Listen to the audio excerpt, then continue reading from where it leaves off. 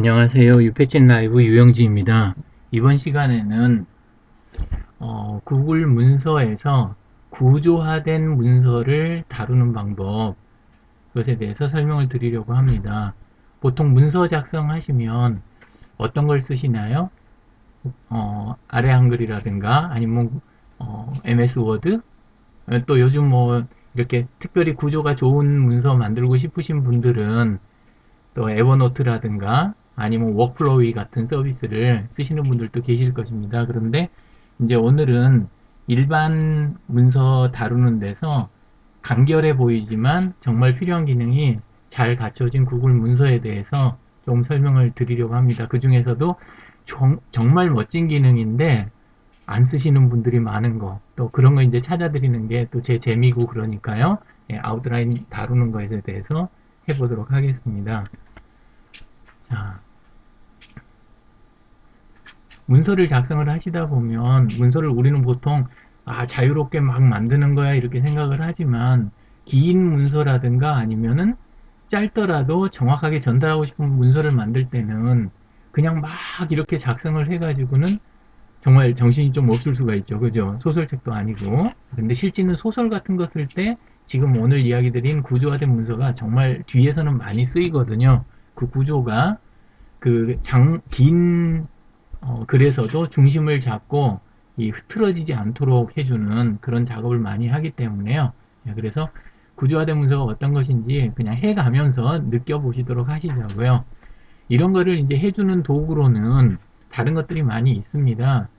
옛날에는 많이 쓰는 게 아웃라인 프로세서라고 그래가지고 많이 불렀고요. 요즘은 이제 그 어, 에버노트 쓰시는 분들 꽤 계시죠. 그죠? 예, 노트북 형태, 그런 형태하고, 그 다음에 그 안에서 노트, 그 다음에 개별글, 뭐 그런 식으로 해가지고 쓰시는 분들도 많이 계시고, 그게 아니라면, 워크플로우 같은 것도 저도 이제 즐겨 쓰는 도구 중에 하나인데요. 예, 근데 안에서 구조를 갖춰가지고 이렇게 딱 해가면서 쓰고, 그런데 아무래도 기존 도구 쓰시던 분들 입장에서는 이게 장점이 아주 많지만, 쓰는 게 좀 한계가 있거든요.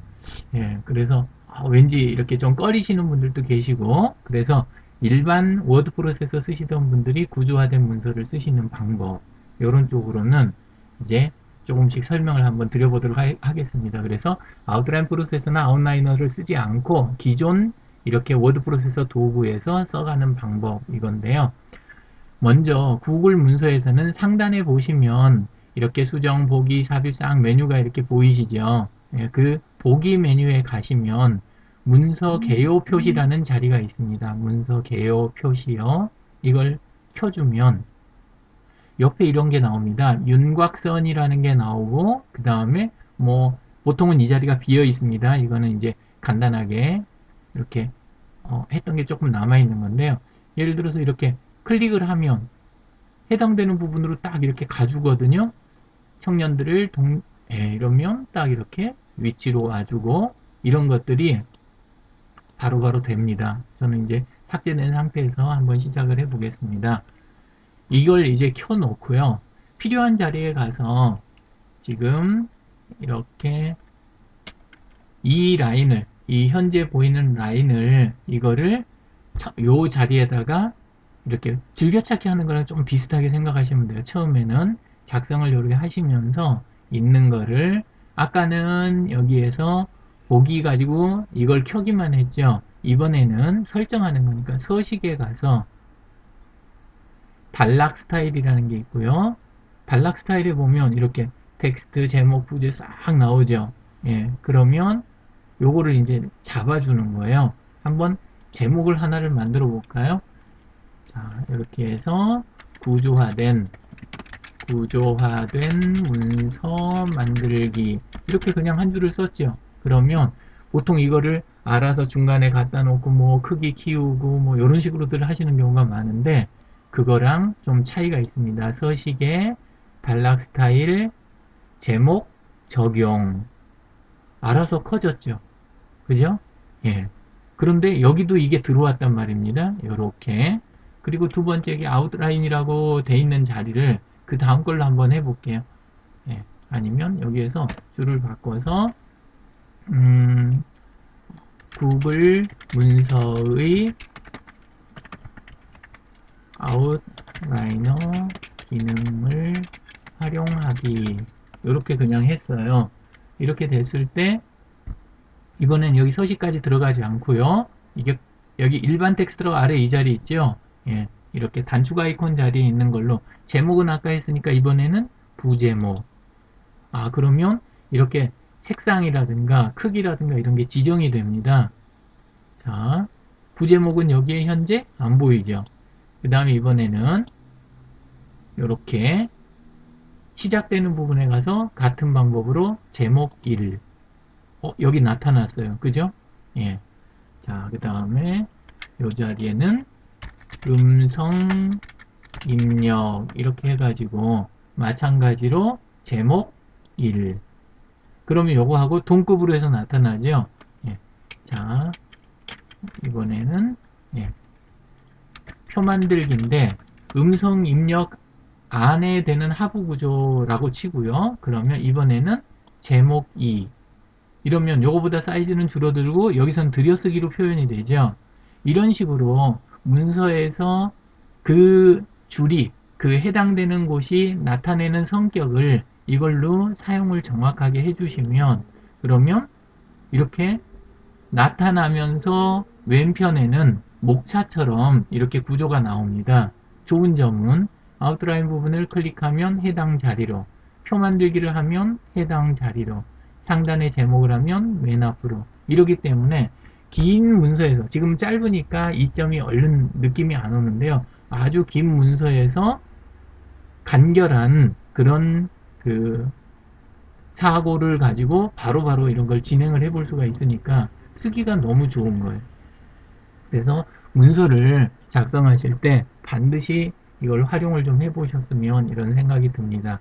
이렇게 제가 메뉴에서 처음에 개설은 보기에서 개요 표시로 하고 그 다음에 각각의 성격을 주는 거는 서식에서 텍스트가 아니라 아래 단락 스타일에서 각각 지정해 주는 것 그리고 또 실제 할 때는 메뉴에서 골라주는 것 여기까지 했는데요. 여기 하부 옵션 여기 보면 제목 3가지밖에 안 보이시죠. 그런데 여기에서는 이렇게 보시면 제목 6까지 또 보여요. 예. 자, 자판에서도 이게 가능합니다. 그러면 이렇게 해서 예, 참고사항 이렇게 하고 키보드에서는 컨트롤 알트 숫자입니다. 컨트롤 알트 아까 1번 하면 지금 왼편을 한번 봐주시면 되는데요. 1번을 눌렀을 때고 컨트롤 알트 2번 들어가죠. 3번 더 들어갔죠. 예, 이런 식으로 이게 조절이 됩니다.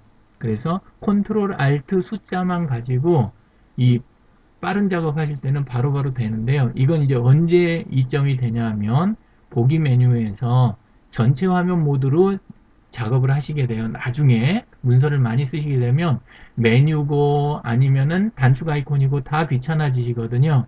그러면 그 상태에서는 키보드만 가지고 문서 작성을 얼마든지 이렇게 다뤄내실 수가 있습니다. 화면이 깔끔하죠. 작업을 많이 하실 때는 깔끔한 화면에 대한 욕심이 점점 이제 많아지시게 되거든요. 자, 이렇게 해서 구글 문서를 가지고 구조화된 문서 만들기 이거를 조금 해봤는데요. 일단 구조화된 문서의 필요성에 대해서는 문서나 글쓰기 해보신 분들은 책이라도 만들라 치면 그러면 다 충분히 알고 계실 거고요. 그 다음에 아웃라인 프로세서에 대한 이야기 조금 했고 윤곽선, 문서 개요, 요거를 표시하는 방법, 그 다음에 메뉴 가지고 컨트롤하는 거, 단축 아이콘으로 키보드로 하는 거 이렇게 했고 그 다음에 윤곽선 부분에서 클릭해서 해당 부분으로 이동하는 거 보여드렸고요. 자, 여기까지 했으면 구글 문서나 이런 워드 프로세싱 할 때 단락 다루시는 방법, 예, 그 다음에 두 번째는 목록을 안에서 이렇게 번호 목록이라든가 아니면 글머리 넣어가지고 다루는 거, 그리고 들여쓰기 다루는 거, 표는 전에 조금 했고요. 그 다음에 오늘 공부하신 문서 개요 다루는 거, 아웃라인 다루는 거, 여기까지 하시면 문서 만들기에서 드디어 입문은 했다. 예, 그래서 구글 문서에 대한 입문이 요 정도면 됐다라고 이렇게 이야기할 수 있을 것 같습니다. 어떠셨어요? 도움이 좀 되셨으면 좋겠는데요. 자, 이것으로 유패친 라이브 짧은 구글 문서 팁 방송을 마치도록 하겠습니다. 다음에 또 다음 방송에서 편안하게 뵙도록 하겠습니다. 감사합니다.